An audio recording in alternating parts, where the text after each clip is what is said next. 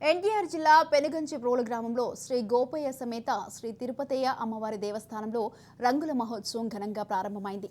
గ్రామస్తులు అమ్మవార్లు దేవతామూర్తులను తలపై ఎత్తుకుని ముందుకు సాగుతున్నారు. పట్టణంలో గ్రామోత్సవం వైభవంగా కొనసాగుతుంది. దేవాలయ పరిసర ప్రాంతాలు భక్తులతో కిటకిటలాడుతున్నాయి.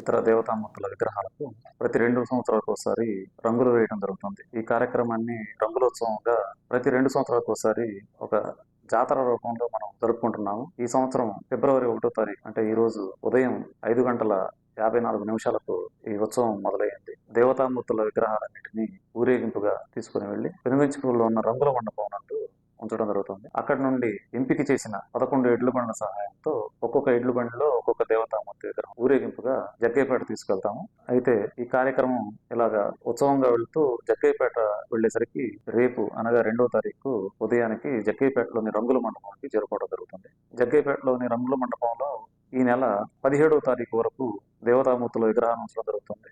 దేవతామూర్తులకు చేయవలసిన నిత్య కైంకర్యాలు, పూజా కార్యక్రమాలు అన్ని జగ్గయ్యపేటలో ఉన్న రంగుల మండపంలో 2వ తారీఖు నుండి 17వ తారీఖు వరకు ఎటువంటి ఇబ్బంది లేకుండా అన్ని రకాల ఏర్పాట్లు చేసుకున్నాము. శ్రీ తిరుపతమ్మ అమ్మవారి దేవస్థానం నందు ప్రతి 2 సంవత్సరాలకు ఒకసారి రంగుల మహోత్సవం కార్యక్రమం అంగరంగ వైభవంగా జరపడం జరుగుతుందండి.